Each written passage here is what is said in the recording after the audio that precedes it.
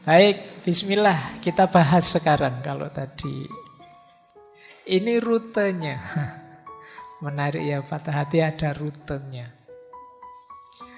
Orang yang kecewa, orang yang patah hati, orang yang sedih, itu ada prosesnya. Nah, ini ada banyak teori tentang itu. Saya ambil teori yang ini. Jadi patah hati itu diawali dari shock, kaget, tersentak. Kemudian dilanjutkan denial, menyangkal. Biasanya kemudian marah. Kalau marahnya reda, melakukan bargaining. Ketika bargaining gagal, dia mengalami depresi. Semoga depresinya teratasi sehingga akhirnya bisa acceptance, bisa menerima. Ya masing-masing fase ada waktunya sendiri. Masing-masing fase ada saatnya sendiri. Tidak bisa kok begitu patah hati. Misalnya kamu diputus pacarmu terus langsung saya terima pak, besok saya cari gantinya. Oh, itu kemungkinan tidak cinta kalau bisa seperti itu. Kalau cinta beneran tidak sesederhana itu ganti pasangan. Awalnya pasti shock. Shock itu kaget. Apa ada yang diputus pacarnya tidak kaget? Apa ada yang mengalami kekecewaan ditinggal yang dia cintai? Apapun atau siapapun yang dia cintai itu tidak kaget dan kecewa. Setiap orang pasti shock. Kamu sangat sayang dengan motormu, terus motornya terpaksa dijual karena utang SPP-mu banyak misalnya. Itu kan kamu tetap shock. Kenapa semula ada cinta di situ sekarang berpisah? Apalagi sama kekasih hatimu. Jadi tidak ada orang yang cinta beneran. Sudahlah kita sendiri-sendiri saja, putus saja terus alhamdulillah itu. Ya kalau bisa begitu itu namanya tidak cinta. Cinta beneran pasti shock. Bahkan selanjutnya denial, menyangkal. Wong sudah jelas diputus, kamu masih enggak kok. Itu mungkin dia marahnya sementara, nanti mesti balik lagi kok. Jadi ini masih nyangkal. Ah enggak, ini mungkin hanya temporer saja. Ah enggak, ini nyangkal. Jadi enggak percaya aku. Dia bisa jauh dariku, masih menyangkal. Padahal faktanya sudah jelas.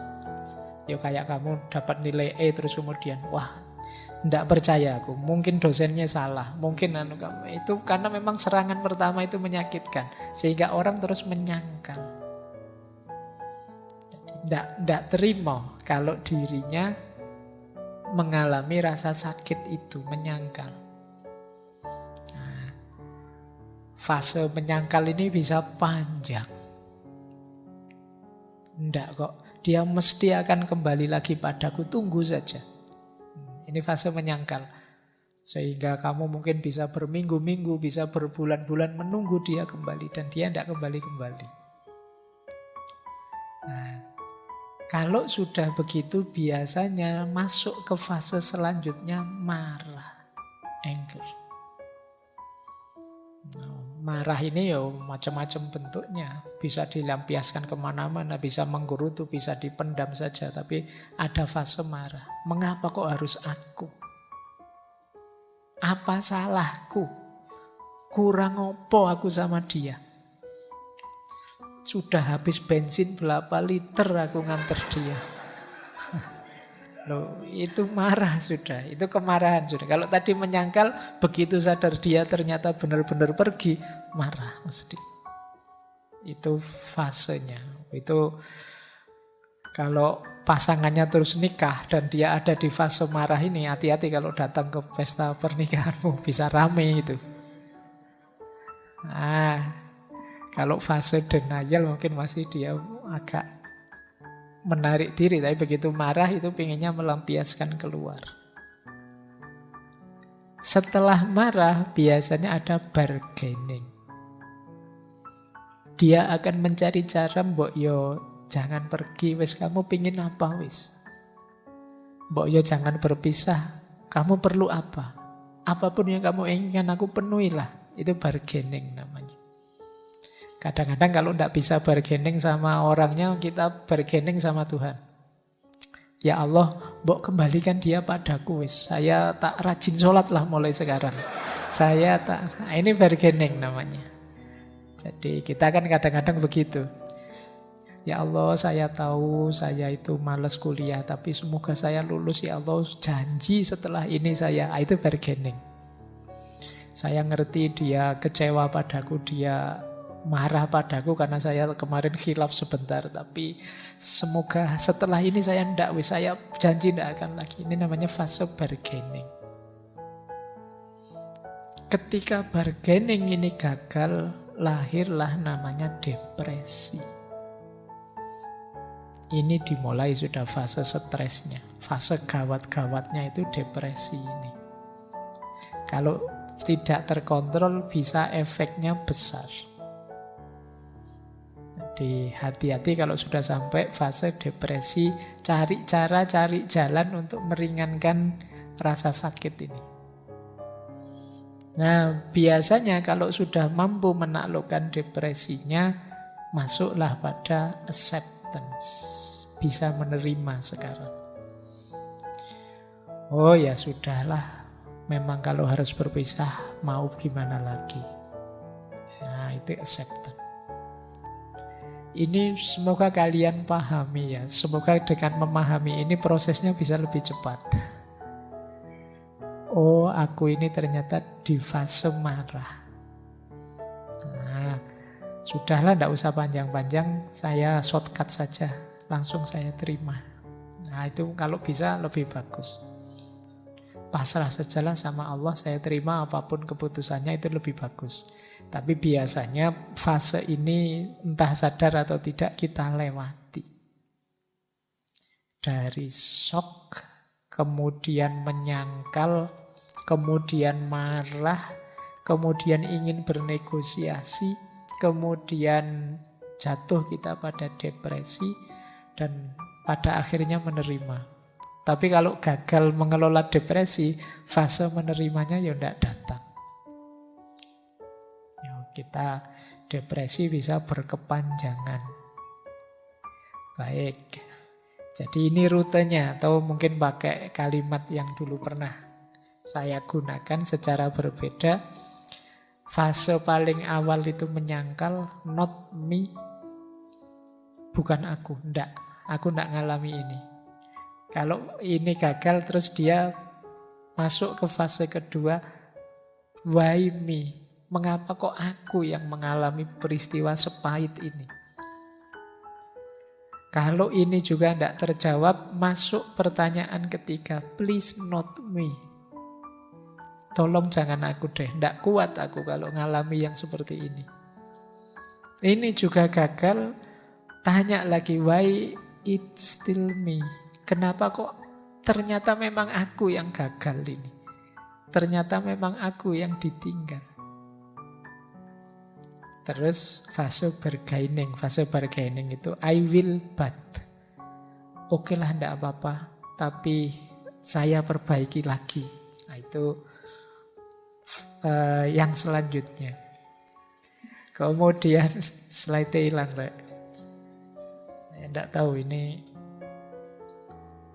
laptopnya mungkin habis baterainya.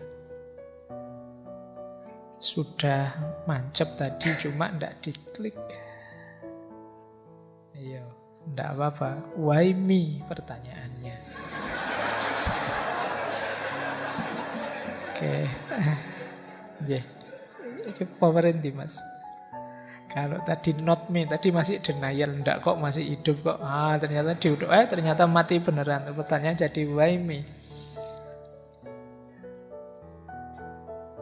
Semoga tidak membuat teman-teman patah hati karena terputus.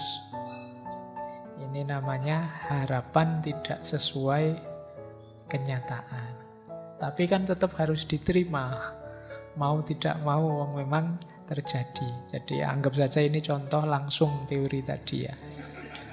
Kamu tidak perlu bingung-bingung memahaminya.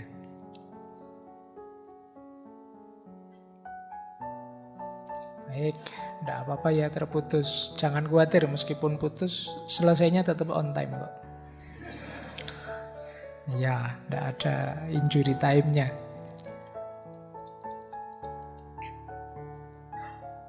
Oke, tadi sampai sini ya. Jadi ini sebenarnya sama dengan yang sebelumnya tadi. Shock, denial, anger, bargaining, depression, acceptance. Cuma dengan kata yang berbeda. Awalnya orang menyangkal, mesti bukan aku. Kok ternyata aku? Why me? Kenapa kok aku? Kemudian menegaskan lagi, mbok yo jangan aku. Terus kenapa sih kok masih aku? Why it's still me? Oke lah, mbok begini saja, itu bargaining. Tapi pada akhirnya ya diterima. It's okay, tidak masalah. Berarti sudah acceptance. Tapi ini prosesnya sampai it's okay ini panjang. Saya pernah baca buku itu paling cepat 6 bulan. Paling cepat loh ya berarti. Itu berarti bisa panjang. Ada ndak yang patah hati sampai hari ini terbayang-bayang terus? Nah, mestinya masih ada. Padahal patah hatinya sekian tahun yang lalu. Nah, kita menyebutnya ndak bisa move on. Tapi ya memang proses. Yang dalam diri setiap orang beda-beda proses sembuhnya patah hati ini. Patah hati dengan apapun, dengan siapapun. Wong yo kita berpisah dengan apapun siapapun di dunia ini kan pasti. Makanya kemampuan mengelola patah hati itu bagi saya penting. Mungkin saja kita tidak patah hati dengan pasangan kita, tapi pasti pada saatnya kita akan patah hati juga, berpisah juga dengan apapun. Baik, kita lanjutkan ya. Jadi ini rutenya.